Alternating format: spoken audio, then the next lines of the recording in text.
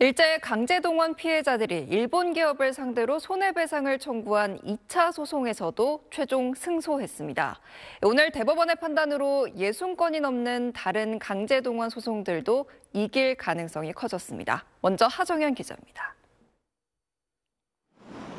지난 2013년과 14년 일제 강제동원 피해자 유족 11명은 일본제철과 미쓰비시 중공업을 상대로 손해배상 소송을 제기했습니다. 2012년 대법원이 처음으로 일본 기업에 대한 배상 청구권을 인정하자 뒤이어낸 2차 소송입니다. 1, 2심 법원은 일본 기업들의 배상 책임을 인정했고 대법원은 5년 만에 이 판결을 확정했습니다. 지난 2018년 대법원 전원합의체가 개인의 손해배상 청구권은 1965년 한일 청구권 협정과 별개라고 판단한 것과 같은 결론을 내린 겁니다.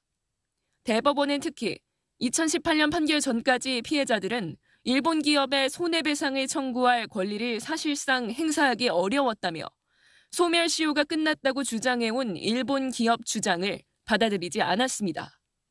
긴 시간을 애타게 기다리다가 결국에는 지쳐서 돌아가신 저희 어머니한테 이 기쁨을 전해드리고 싶습니다.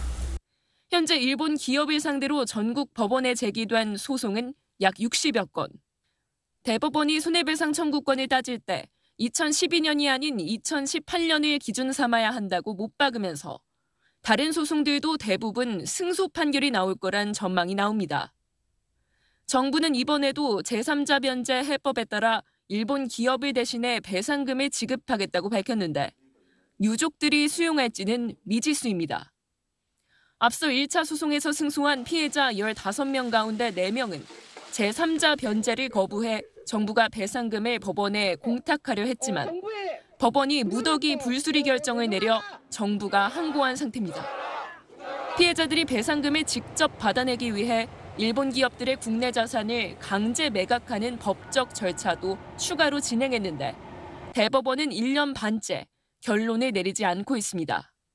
SBS 하정은입니다.